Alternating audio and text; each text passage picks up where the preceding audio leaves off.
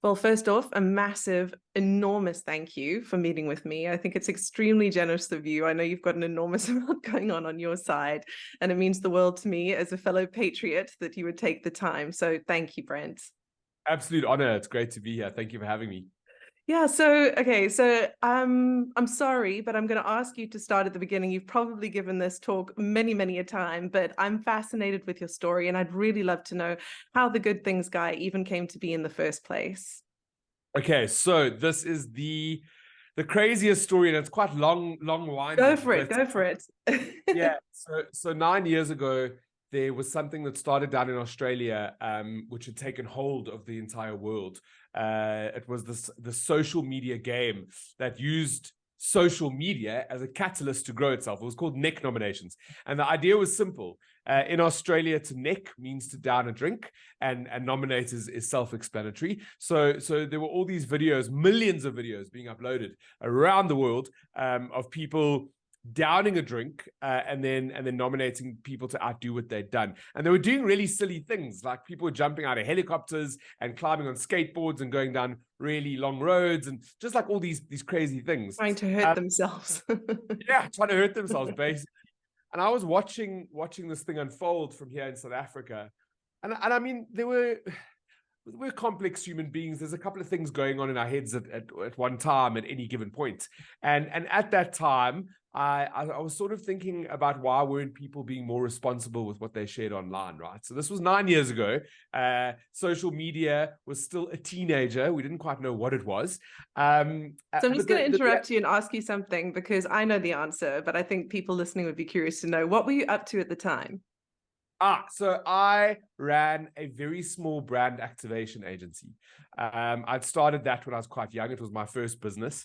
And the whole concept, it was so new and fresh in South Africa to activate brands and to bring them to life and all these things. So I had a company that had all these amazing tools that you could use to bring your brand to life. We had digital photo booths, which was so new then. I mean, now wow.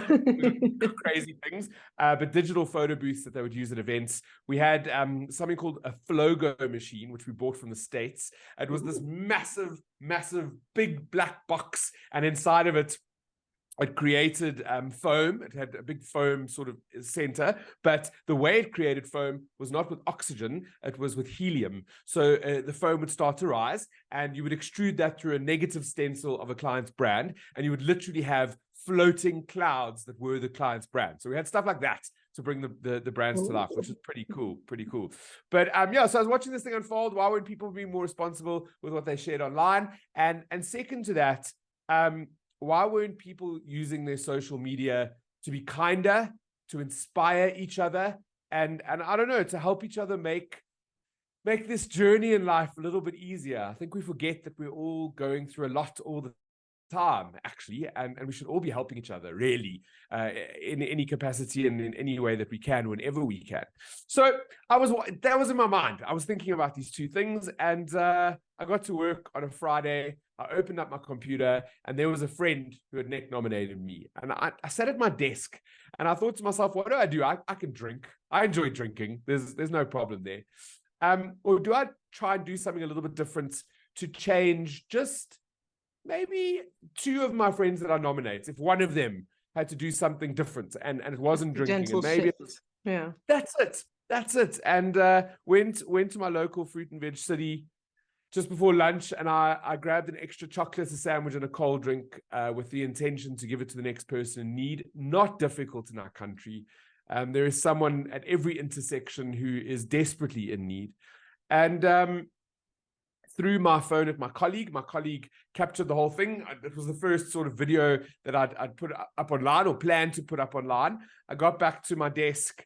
I started editing this little video. I registered a YouTube because I wasn't on that space, and I uploaded the video, and I recall, specifically, the video shot to 301 views within a couple of minutes at 301. And it stopped at 301. And I was like, at first I was, wow, this is crazy. 301. 9 years ago. I'm viral. Wow. Now you get 1 million or 10 million views on TikTok, and it's like, meh, whatever, just Yeah. another day. Yeah. But back then it hit 301 views, and I was like, this is wow. There's And then something, it yeah. stopped. Yeah, it stopped, and I was like, okay, I've made it. That's cool. It's out there, whatever. What I didn't know at the time is when things were going viral on YouTube back then, they froze that number at 301. Oh, And wow. I believe, from what I believe, there were actual human beings who had to watch whatever the video was. Stop it, it's too popular. Yeah, to make sure it wasn't anything that shouldn't belong on YouTube. Okay. But I'd forgotten about it. And that night I went to a friend's birthday dinner, and she said to me, Brenty, I'm so incredibly proud of you. I cannot believe that your videos had 10,000 views. And I can't believe that people around the world have started to change their neck nomination into a rack nomination. No. And that's kind of when the rack nomination, a random acts of kindness movement, was born in South Africa. It hadn't really lived here before, but that's where it sort of started. The next day, for a second, like, can we just take a moment? I know you've probably told that story 100 times, but how freaking amazing is that to be the pioneer of random acts of kindness in South Africa? Yeah, it was incredibly overwhelming. And I recall, the weeks that followed. So the next morning I woke up and the video had hundreds and thousands of views. And there were all these international numbers and local numbers, missed calls on my phone from people here in South Africa. So News 24, 702, everybody who wanted to sort of tell the story. And then also international numbers. So CNN, BBC, Sky News, all these crazy Wild, things. like huge names, like the stuff you most want to see always, right? That you can't believe it. Isn't it beautiful how people are obviously so hungry for that, that it makes such cutting edge news? Yeah. And that's where the seed was planted for good news. So on the Monday, I recall, so this will happen on the Friday. On the Saturday, I was being interviewed, and I was being like, everybody just wanted to speak to me. And by the Monday, I was on the front page of the Metro in the UK, which is the newspaper that goes on every tube station, like millions. Yeah, it was mad.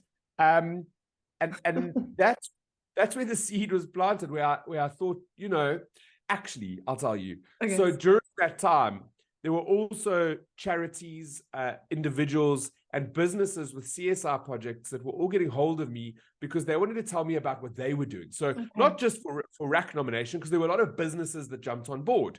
Nando's. So one of the things that they did is they went into an informal settlement, and they totally revamped a kitchen and an eatery at a children's home that looks after special needs kids. So like the driver for this special needs home, and so it's a day home. So while the parents are at work, all the kids can be looked after. He wakes up at like 3 o'clock in the morning to start collecting these kids so they can get to school. And the kitchen and the eatery, like where they would sit to eat, was terrible. It was really derelict. And for the neck nomination phase, Nando's redid that. So like Nando's got hold of me, and they're like, this is what we're doing, but also here's our other CSR project. And for the first time in my life, I was surrounded by all this incredible good news of good human beings doing good things. And I like to say that in that time, whatever that time frame was, it was the first time when I didn't feel like South Africa was falling over. Wow. It's weird, right? Because it's wonderful, though, this exposure to this intense influx of goodness from all around you. You did one seemingly small thing. You bought some extra food at the fruit and veg down the road, happened to film it and upload it, and the next thing you're being bombarded in the most positive way by all of this goodwill and kindness coming from everywhere else in South Africa. And that's what I was going to say a couple of seconds ago, is that it was so overwhelming that all these interviews at the time, I don't even know where the book is anymore, but I had like a little diary that I was writing in all the things that I should find that. I was like, 11 o'clock at night, have to be in Auckland Park because I'm doing Australia Morning Live or whatever it was. It was just like this crazy thing. And I cried a lot. There was a lot of, it was hugely overwhelming, incredibly emotional. There were so many people that were messaging me to tell me their stories. And I It think that breaks your was, heart wide open. I can't even imagine to have yeah, like that much truth as well, that much pain, but you're sort of alchemizing into something positive. yeah, and I get a little bit of a lump in my throat now because I Sure. haven't spoken about that ever before in a long time, about Really? how overwhelming it was and how Yeah. emotional that was. But that planted the seed, and Mm. and that seed was, hold on, there are good things happening all around us, and we tend to not speak about it. You can't find it anywhere. I want to tell these stories. Now, I don't work in this space. I've got my own business, but during that NEC nomination, RAC nomination, it was weeks. It went on for a really, really long time. Gareth Cliff had interviewed me on 5FM, and at the time he was prime time. It was really crazy, and he'd left 5FM and started Cliff Central. And Cliff Central is this hub, this podcasting thing, which was a complete wow 9 years ago. Like, doing this 9 years ago, I know of people now in 2023 that have never listened to a podcast before. To go back to 2014, It was when brand new. and it was so brave, but Yeah. he is a maverick, and he was Yes. like, I am going to do it.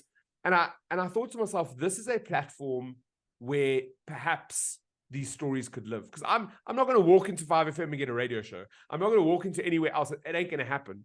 So I contacted him. I found out his details, contacted him. I pitched him this idea to tell good news stories. He asked me to come in for an interview, which I did, with him and Rena Broomberg, incredible station manager. She created talk radio. A lot, yeah. And I told them what I wanted to do, and they said, absolutely. You can start next week. You start next week. Like, what is going on? I was like, who's our business? This is insane. And that really pushed me into a career, half of what I do, which is podcasting, talk radio, all that sort of space. I was with Cliff Central for 3 years. I left them, and then I started at Jacaranda, and I was with them for 3 years. And then I left Jacaranda, and I'm now with Prime Media. I've got 2 features that I do on 947 and 702. But that was like a piece of my career, right? So that started me on this place where I was telling good news stories.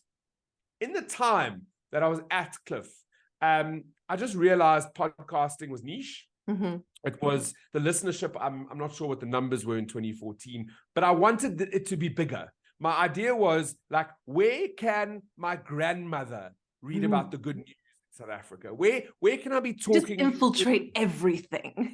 Everything. So, I mean, it was a task. So every week I would have an hour show. In that show, I would have a top 5 good news stories for the week. I would have somebody from South Africa and sometimes international that I would interview about what they were doing for South Africa, or Africa on a bigger scale. And that was sort of what the show was about. Top 5 good news. Something there. Was there ever a time, a week, maybe months, maybe many times where you actually ran out? Or was it the opposite? Was it difficult to like weigh up, who do I actually feature this time? Yes and no.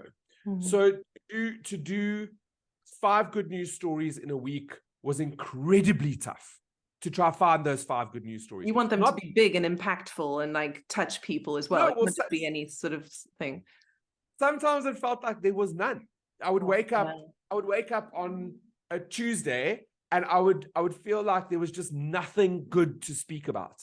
Nothing. But that must really suck on a sort of existential level as well, not just in terms of, hey, I'm doing this thing and there's nothing to say. It's also like, oh crap, I live in this country and there's nothing good going on. Well, 100%. And it's not, and now I know, it's not because there was nothing good happening. It's because the sadness and the trauma and that darkness that we sometimes, load shedding, darkness, the darkness that we find ourselves in doesn't allow the light to get through. And that's what I didn't know at the time. So it was incredibly tough to sometimes just get those top 5 good news stories. There was always someone to talk to. There was always someone to talk to. But the 5 good news stories, it was difficult. And I spent the week looking for them. After being there for a couple of months, I knew I wanted to tell these stories to my grand on a bigger level, to infiltrate South Africa. So I started a Facebook page. It must have been June the following year, so 2015. Had you already started calling yourself the Good Things Guy by then? No. No. Okay. So Okay. I'm curious about the evolution there. I'll tell you where that comes from. June is when I started the Facebook page. It was called South African. Oh, cute. Okay. Yes, we And I, can. yes, we can. And I would try to find one good news story every day to share on that page. Some days were tougher than others. Some days were tougher than others. Still I a nice then job though, right? A detective for happy good things, news. for Yes. meaningful, well-being things. That's lovely. Yeah. And it was cool for me because I could use that Facebook page then for my show every week. I could be like, cool, this week has the It's actually also we like, found come to me, guys. This is where you find me. I'll tell the story. Yeah. exactly. On the maybe it started before June. I must actually check that. Maybe like May-ish. Because quite quickly there were days when I couldn't find good news. And I'm all about democracy. So like if we're gonna make a decision, South Africa didn't belong to me, it belonged to South Africa, even though it only had like 100 followers or whatever. Yeah. Like, tell me, guys. So, tell me, guys. So I was like, look, on the bad days, can I share, if I can't find a good news story from South Africa, can I share an international story? And they were like, no, this is South Africa, and we're South Africa, and there's no international stories allowed here. So that's when I created a second page. So it was South African, and then I created a second page, and I had to think of a name like for a page. And I think my first name would have been, because you'll hear the story now, but it would have been Only Good Things. Only Good Things. Yeah. And that comes, so that could be international. I could then play around, right? I could pull stories from anywhere. And the reason for Only Good Things is when I started, before I started my business, I had a corporate job. It was the first corporate job I ever had in a different life. I ran. I think I found photographs of that phase when I was doing my research. The Formula 3 cars. So I ran a company I ran the Joburg branch. It was based in Joburg, Cape Town. And it was this crazy, amazing event space that allowed the big sort of companies to bring their top clients to come and race Formula 3 cars on the track. So we would teach them. I started out as an event manager, and then I became sort of the branch manager for Joburg. And we would teach these clients how to race these cars, and then they would get there for the day, they would race together, and then it was a big party afterwards. It was a really cool concept. Like really fun. cool. Yeah. Loads of fun. But when I started there, it was my first corporate job. And when I got my email and I was like, oh, now I got an email, I thought to myself, how do I end my emails? Because I studied, I went to varsity twice. The once was for like 2 days and then I dropped out. And the next was for like 2 years and then I dropped out again. So I knew there was some sort of etiquette that I needed behind my emails. And I remember when I was at IMM, where I studied for half a marketing degree, in the first sort of quarter of my first year, we spoke about this in one of my textbooks. There was a case study about a company that had taken all their staff on training to smile when they answered the phone.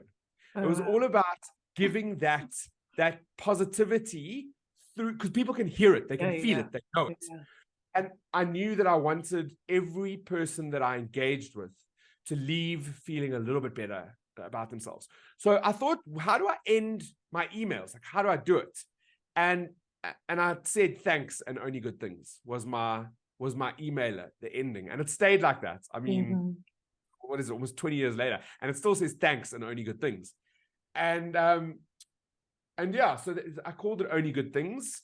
And when I started then realizing some of the stories that I shared, they were so well received, and the page grew so quickly, and there were so many people sharing these good news stories. I knew that it had to live on a platform that someone else didn't own. I had to own the content. So, if Facebook closes down tomorrow, bringing the community closer as well, doesn't it? It kind of sets a different kind of tone. It's like, we are here, we belong here, we're a part of this thing. Yeah, and because I was on, at that time, I'm sure I was at that time, I was on Twitter and Facebook, and there were some people that were on Twitter that just weren't on Facebook. So how did they get the stories? Like, how I need a central place, and so I started working on goodthingsguy.com, and I don't.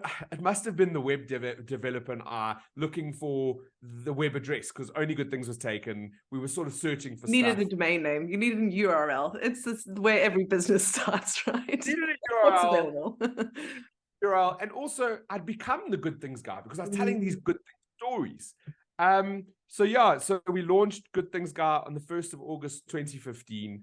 The logo was like, I wore glasses at the time, so the logo was of this like little man with glasses and like a book. You had to tell you good news. It was very cute, and yeah, it's grown into this phenomenal thing, which every other day I wake up and I'm completely humbled by this gift I've been given, that keeps becoming crazier and bigger and something completely that I never ever thought it would be.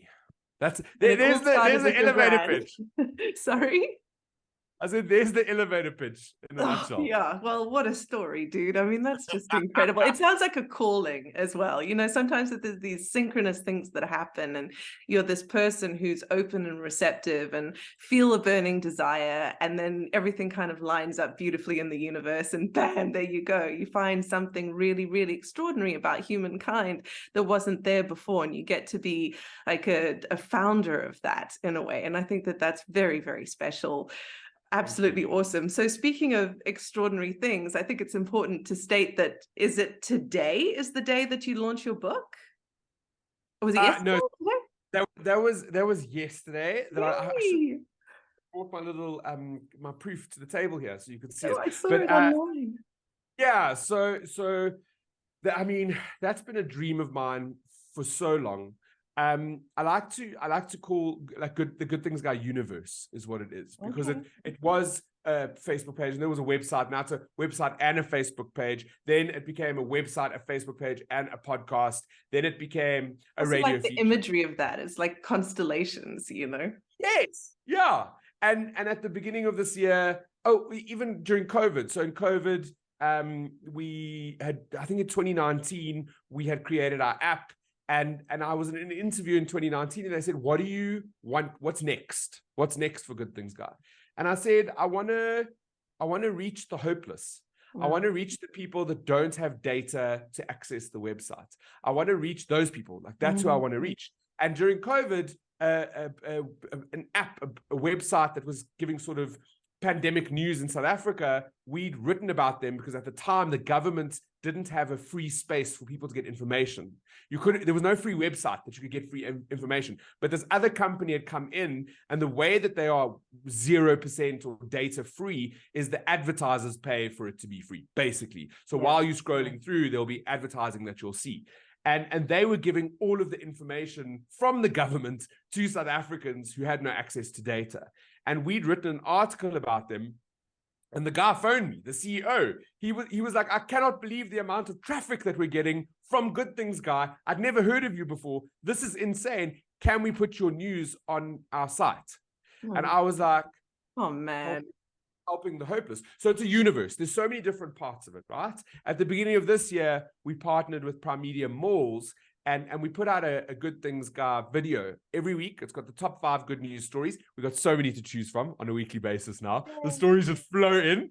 I think we're writing sometimes up to 15 good news stories a day. It's so much good news. So much good news. But we take the top 5 and we put them into this beautiful little packaged video that can be used with or without sound, so depending on the spaces that you see it. And Prime Media Malls puts that into 25 shopping centers around the country, the info screens, the food courts, and it reaches over 30 million South Africans a month. Talk about infiltrating. Yeah, that's huge. Just insane. Just absolutely insane. You asked me a question and then I started speaking about the universe and now I forgot what you asked. I can't remember either. It's just so lovely talking about you. There's so much energy. It'll come back to us. I've got loads of questions for you. Well, we're talking about the book. I don't know if that sparks. Where did it come from? Yeah? Oh, yeah. That's part of the universe. Okay. That's part of the universe. Was that what you answered in terms of what's coming next in 2019? Did you mention that you wanted to create a book? So Mandy Wiener and I've become really good friends. And over the last couple of years, I mean, we meet for like on a monthly basis. We meet for coffee or lunch and we chat and we speak about the world and how to solve problems and whatever. And every meeting we've had, she said, write a book. She was like, you have to write a book. There has to be a book about your story, about what's happened to you. Like, you have to write a book. It's And just, you'd never written a book, right? So you're hearing I this, mean, you're like, I'd love to write a book, but I'd love to write a book, but I've never written a book. But here's the problem. When you own a business and the universe of that business is so vast and you're doing so many things in one day, and you're already writing, I don't know, 3,000 words a day, to then try to find time to write 3,000 more is really difficult. Mm-hmm. And I really take my hat off to every single human being who has sat down and penned a book. Yeah. I've interviewed a couple over the last couple of years, and they all do such different things. In order to get in the zone? Or to get the book finished. Yeah. So Gabby Lowe, Jenna Lowe's mom, Get Me to 21, a beautifully tragic story that Gabby wrote about her daughter passing away. She had to go away. She had to go away from life. She had to go away from her family. She had to sit down and focus, right? Mandy Wiener made time, or makes time, every day. So it's done. She sits down, she writes. Mike Sharman was putting his kids to bed, so runs a full business in a day, puts his kids to bed, has dinner with his wife, and then says, cheers, I need to leave you for 2 hours, and sat every night. Like, it's heroic, hey? Oh, it's so tough, and it's so difficult. But I had this concept for these last couple of years where Mandy and I would meet and write a book. So the end of last year, a very close friend of mine, her mother passed away very tragically, very suddenly. It was horrible, brutal. And this very similar thing had happened to me because my dad passed away 12 years ago, I think it is. I might get the date wrong. 12 years ago, and he died a couple of days before my birthday.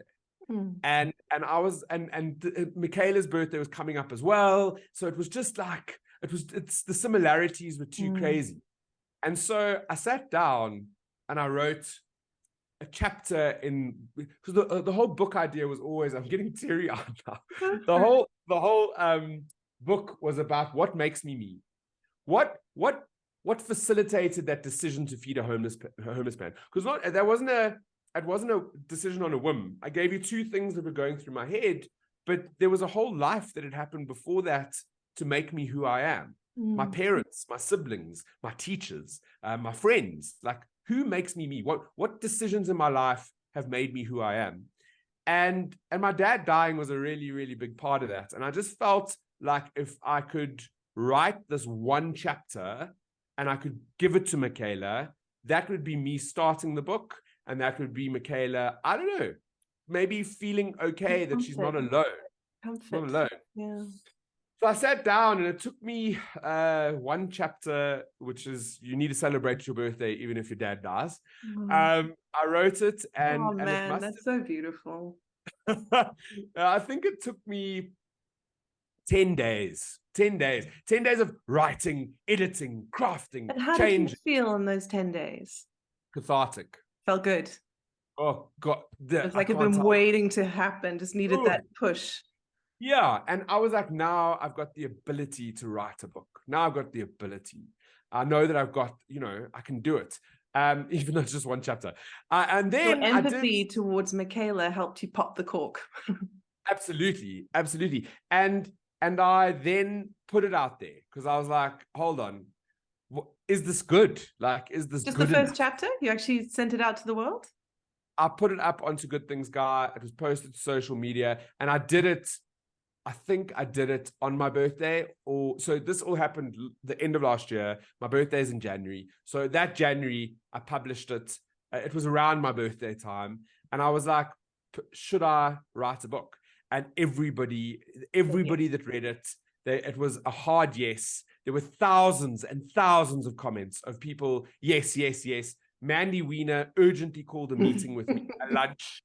We went to lunch. There the editors were sitting, the publishers. They said, you cannot publish stuff online if you're writing a book. It needs to be, it was fantastic. You're like, why? I'm like, why? I've got such a great reception. What do you want the democracy said? I think that was the start of what I thought would be writing a book, right?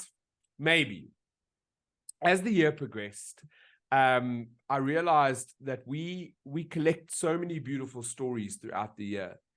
And there's nowhere like a Guinness World Record book of good news stories of South Africa that comes out every single year.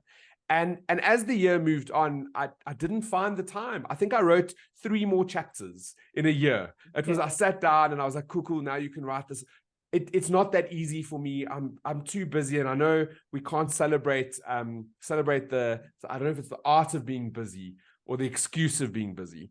We shouldn't celebrate that. But But there's a lot going on, and it does sound like it's quite a precious kind of energy that you need to get into to do the thing. Like it's a specific channel of its own, right? Absolutely. I need to do Gabby Low. I need to lock myself away for 3 months from the world and let everything run as it's supposed to, and then write a book. I think that's my process, is I need to lock myself away, and I just don't have the time for that right now. But what I do have is a collection of stories that have been written throughout the year. And I think we counted in 2023, we'd written 3,900 roundabout good news stories in this year. My heart's so happy. And so we as a team sat down, because I am a team now. I've got journos and I've got assistants and all sorts of people. And we sat down and we each chose what would be our top 50 or whatever it was. And we came up with the top 100 that are all written by different Good Things Guy staff members, writers.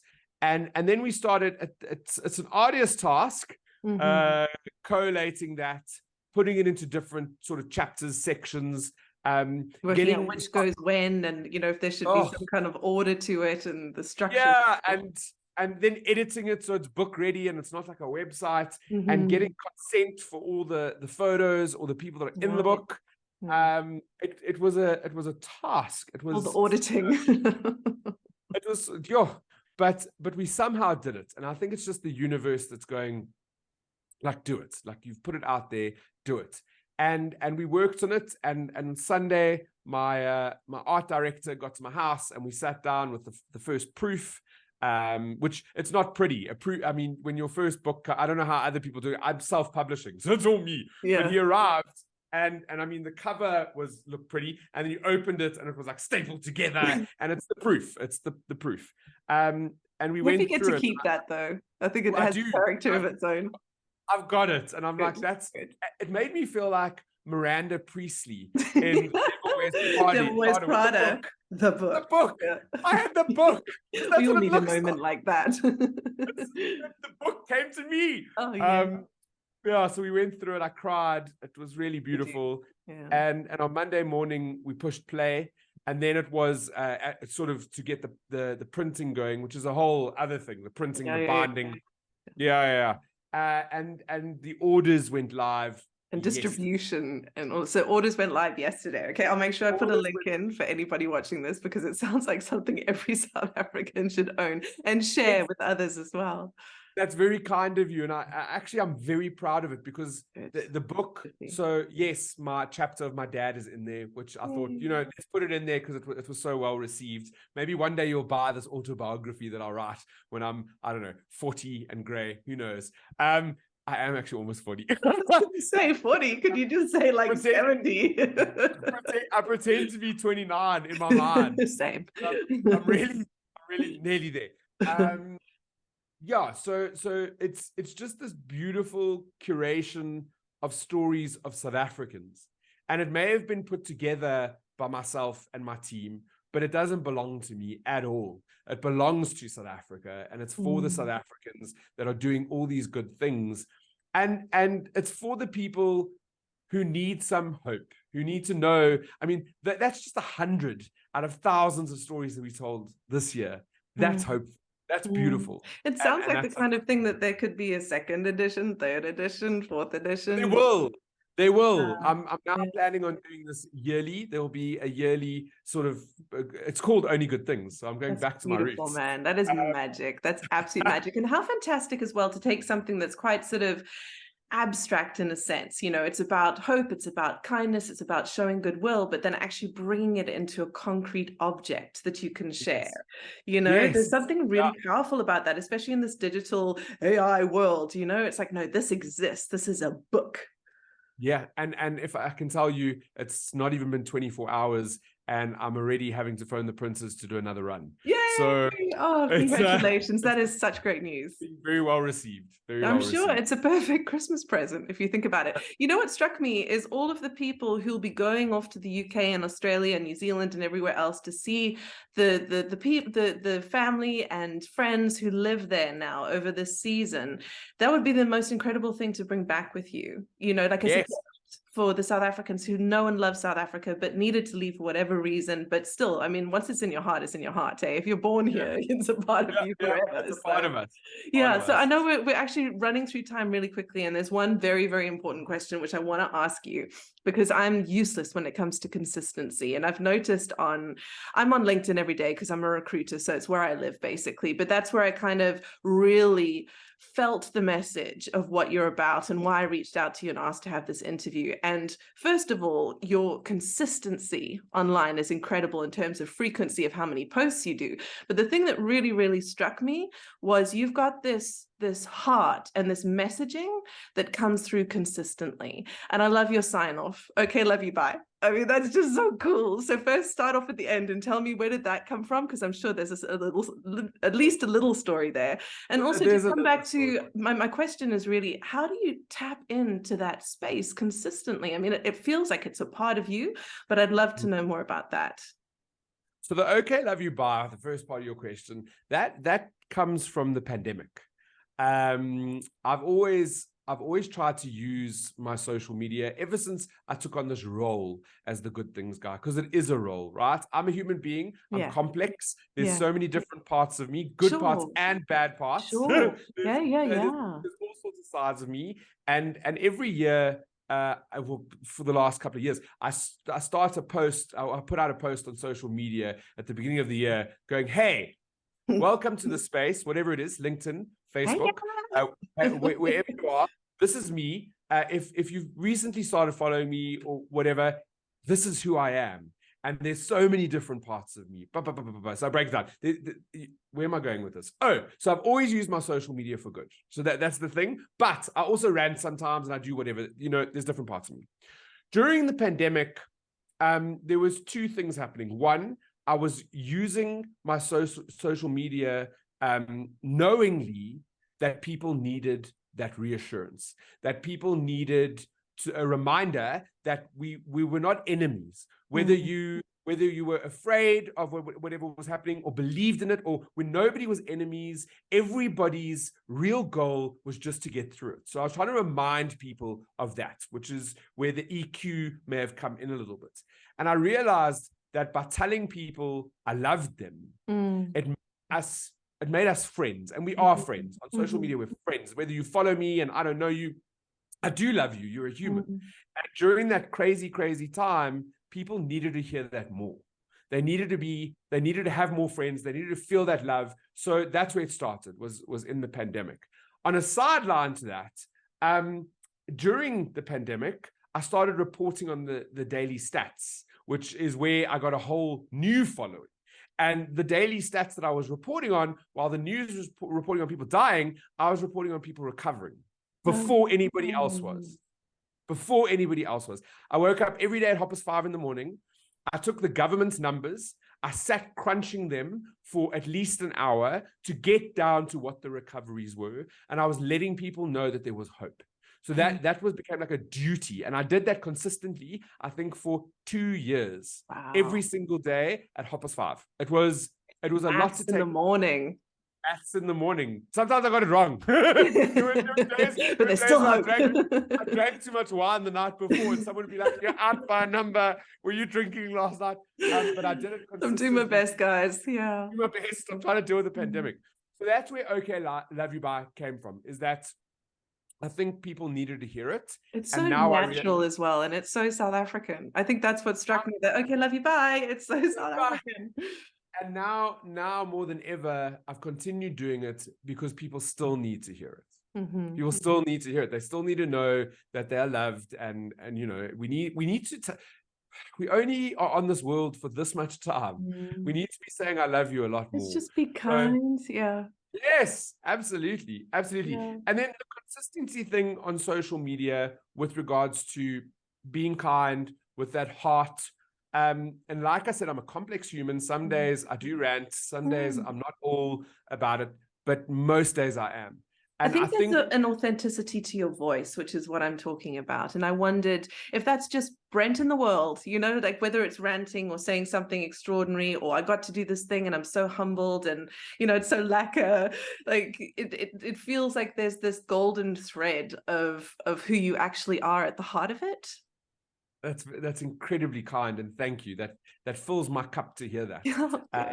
Because that is me. This is who I am. This is this. So here's a crazy thing. Also, during the pandemic, I realized it was day 80. It was on day 80. Mm. I had an anxiety attack, a Mm. proper anxiety attack. Had you had one before? Never in my life. I'm so Really? blessed. I've only ever had one as well, and I was like, oh my God, this is what they're all talking about. It actually exists. Real, Yeah, yeah. So tell me. I'm incredibly blessed with my mental health. I'm Yeah. incredibly blessed. And on that day was the first day where I had no idea how to cope with myself. I had no idea how to get through it. Wow. I was Yeah. petrified. I was worried about everything. I couldn't focus on anything. It was this, and it continued for 24 hours. It was just this. Oh It God. was too much. And that moment. So for so long, this role that I'd played as the good things guy, which it is me, but I'd Like realized not okay been all the time. no, and I'd been incredibly irresponsible on social media. Mm. The fact that I had portrayed, even on the bad days, I would still put out things going, Optimism. even on those days. It made me realize that it was irresponsible because it's unachievable. Mm. There's nobody in the whole world who is optimistic and happy and hopeful every It single doesn't day. need to be, you know, we're No, allowed to all have our no. moments. It's real. Yeah. And so I put a real post up on day 81, and I was like, you won't even believe what I went through yesterday. Oh, I'm petrified and I'm not sure I'm going to make it through. And I was so honest with who I was. oh, yeah. Everybody was like, hold on, you're human. Please do this again. When you're Yeah. having bad days, Show us you're real. tell Yeah. us. And now I do that. Now, if there's a rant, I'll rant. If I'm sad, I'm sad. If you'll know how I'm feeling because I'll let you know. And I think Mm. that's what we should be doing. We should be being ourselves on social media. Mm. We don't have Mm. have to always show the best parts, right? I think that rawness is actually what resonates, you know, it's what comes through. And also with the okay, love you, bye, there's a really sweet vulnerability to it. And I think that that's enormously powerful in terms of your mission, but also just in terms of being a human being, right? Yeah. Thank you. Thank Yeah. you. Thank you. Yeah. Okay, I've got so many questions. I'm trying to choose which ones. I want to hear about Love on Ice. You're off to Antarctica. Love on Have you Ice. been, or are you going still, or what's the deal? Okay. So, Love on Ice. This goes back. I've got a story for every story, right? I Great. tell stories. I tell Yeah. stories. Oh, So yay. many years ago, one of my very good friends, one of my closest friends, she got married in Zanzibar. Okay. And we flew to Zanzibar, and I'd flown a couple of days earlier to spend time with them. And you can fly, or used to be able to fly like Tuesday, Saturday. So we all flew in on me and the couple and her son flew in on the Tuesday. And on the Saturday, all the friends were arriving for the wedding. And we were sitting in the waiting room of the foyer, waiting for all our friends to arrive. And the groom said, "There's Rian Mansa. That's Rian Mansa." And I was like, "Cool story, bro. I don't know who that is." Like, I don't watch whatever you watch. I don't know. He looks like a pretty nice guy. I don't know who he is. And he was like, "That's like South Africa's Bear Grylls. He's broken world records. He's cycled around Africa for 2 years. He's here amongst us mere mortals." And I was just like, yeah, cool story, bro. Whatever. Anyway, Rian was there for a talk. He was doing a keynote for a client, so he'd been booked there. And he'd done the keynote the night before, the Friday. And on the Saturday, the place where the like bar is on the resort that we stayed at, it was on a jetty in the water. And so they changed that to the wedding venue. Oh, wow. And I think Rian had been there the night before drinking at the bar. Yeah. And so he strolled into the wedding on the Saturday. So the group obviously was like, it's like, you're welcome, dude. Come here, have a beer. and it was a very small party, like it was 20 of us. So Rian joined, and I got to speak to him, and we clicked immediately. Yeah. And we became really good friends. His story is unreal. Like, oh, really? Should I call him up? Okay. Oh, you need to be on your podcast next. Okay, great. Thank you. Incredible. And yeah, so he's done really incredible things. And since then, I went to his wedding with his wife Fasti. His kids I love them. I go to his all family. Great things. Yeah, he's just his family. We've gotten to know each other really well. But every couple of months, so he's this Bear Grylls explorer. I mean, for his honeymoon, after his wedding, he put his wife on a sea kayak, so it's a little bit bigger, and they broke a world record going to Hawaii from Cape Town. Oh my God, that's a long way. That's the guy. Okay, that's the guy. So every couple of months he'll phone me with some crazy thing. He'll be like, let's swim around Zanzibar. Let's do this. We all need an adventure buddy like that. Hey, Yeah, let's just take on the world and do something completely wild. Crazy stuff. So he phoned me a couple of weeks ago and he said to me, do you want to go to Antarctica? And here's the thing. So he goes to Antarctica every December. He takes, I think it's 10 matriculants that have got good grades in science and biology. And he takes them so that they can, I don't know, better their skills for when they go to varsity. Because going to Antarctica is this unbelievable experience. They go. Immersing themselves in something completely out of this world. Yeah. Open your mind. There's really crazy things. Now go and study and become something amazing. This is why you're studying what you're studying. Yeah, so it's a great thing that he does. But he said to me, do you want to go to Antarctica? He's got this offer from this company that are actually physically now you can take people from Cape Town. It's super expensive, but it's for people who can afford it, and it's part of something that they want to do, right? But do you want to do it so that we can give this company a little bit of exposure? It's a cool thing. Do you want to do it? And I was like, yeah, that sounds great. And he's like, to the South African Bear Grylls wanting to go to Antarctica with me. I was like, I've never been to Antarctica. Let's do it. And he's like, but we need to do something really cool in the process. I mean, should we? And I was like, let's take other South Africans.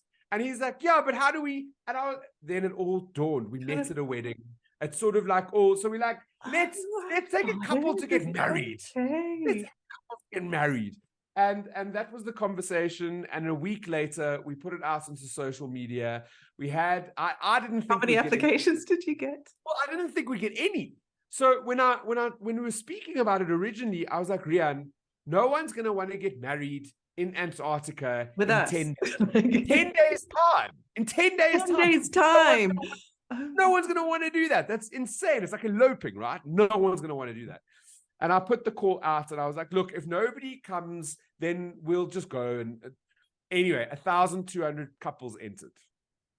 Approximately. It was like 1, 2, 1, 2 or whatever. Yeah. So they entered 1,200. And yeah, we had to sift through those to choose the top 50. How did you qualify? I'm curious to know, as a filterer as a trade, like how did you decide? We literally went through each and every comment that we saw, and we were like, what is pulling at the heartstrings? What do you feel in your tummy? What do you, we chose the top 50. And then, that's the competition. It was crazy. It was like the Tuesday or Wednesday, we put out the call. The Friday, we'd chosen the top 50, Friday or Saturday. It was so quick. And then we said, cool, the top 50 have to make a video telling us why they want to go. It just has to be a quick... but also so fun. I mean, a lot of work, and I know what filtering is all about, but also 50 stories of like love and people presenting themselves in their story. How beautiful.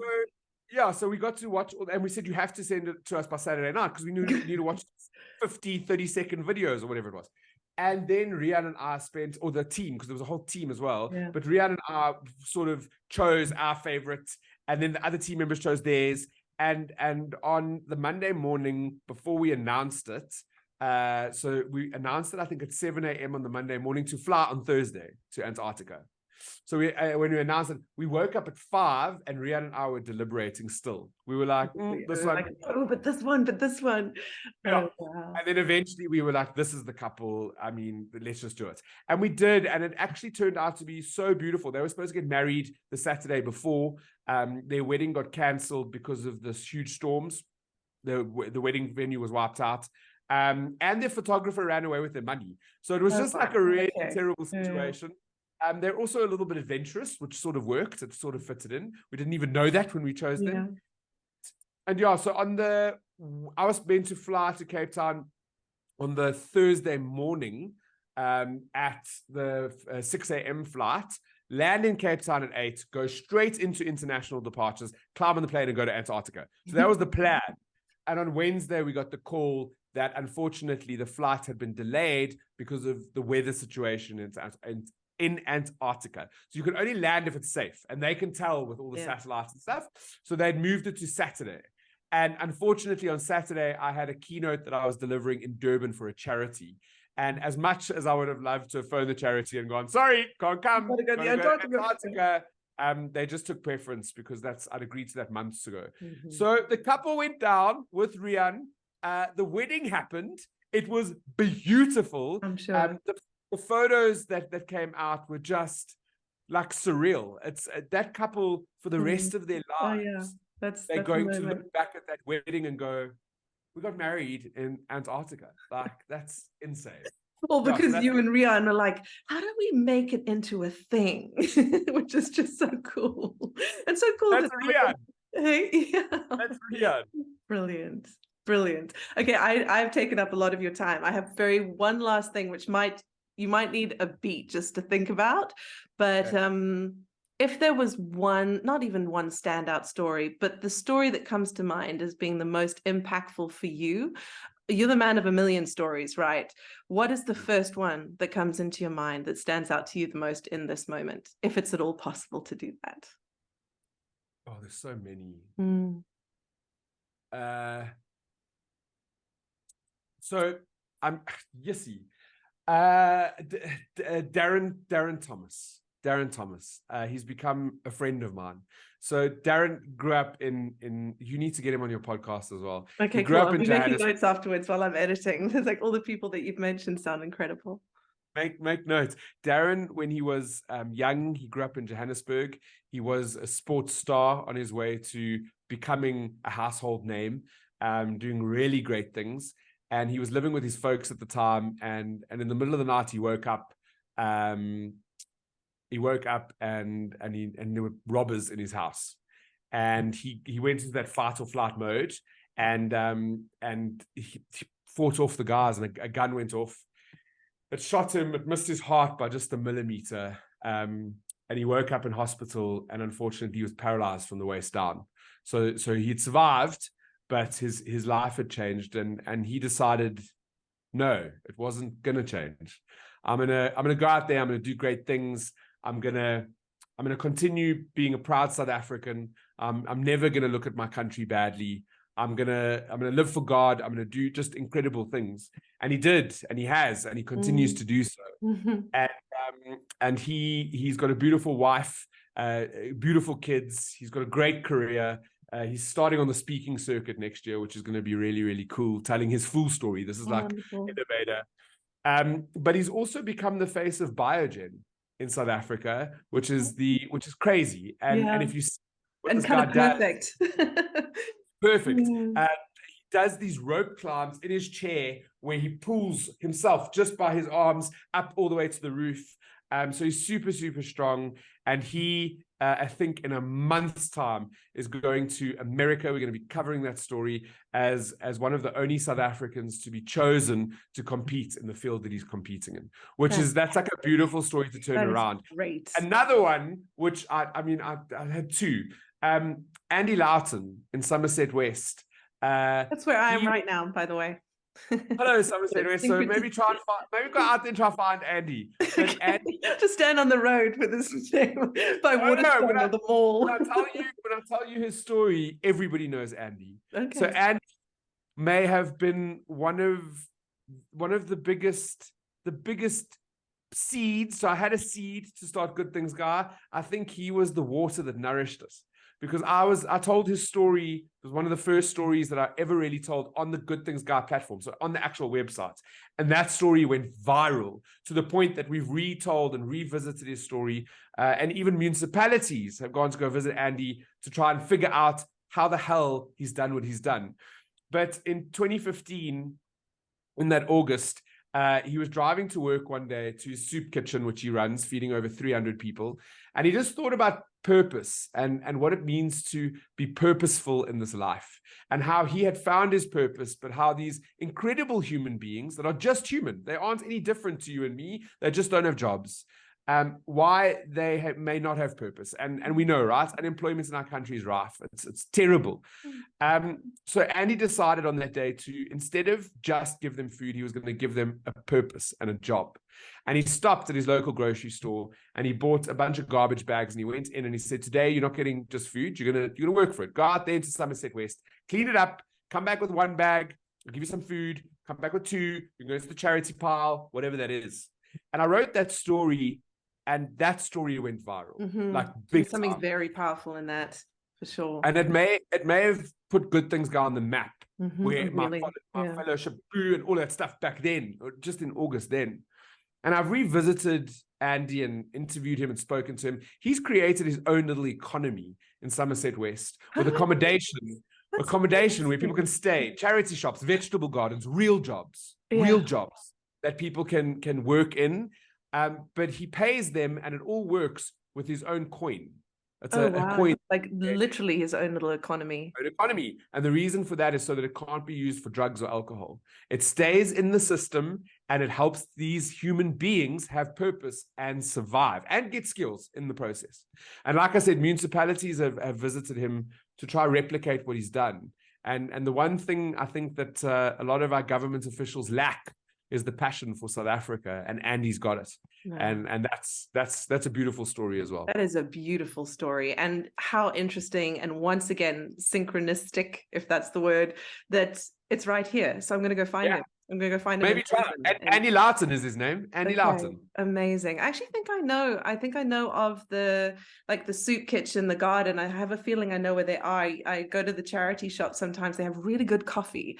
Like, I remember thinking, like, how is it that this charity shop has this incredible coffee? So obviously somebody's put a lot of thought into it. Absolutely. Absolutely. Yeah. So those are 2 stories that that give me lots of hope for South Africa and make me feel good about South Africa as well. Amazing. This has literally been not only one of my most favorite podcasts, but maybe one of my most favorite conversations ever, Brent. You're an absolute light. It's wonderful to speak to you. And I hope our paths cross again really soon. Thank you so much for your time and for everything that you do. Thank you. Thank you for having me. It's an absolute honor. And that's one of the greatest gifts that we can give each other, right? Is time. So kindness and time. And it's an honor to sit and chat to you. This has been wonderful. Hear, hear. Thank you so much, Brent. Take good care of yourself. Cheers. Bye. Bye.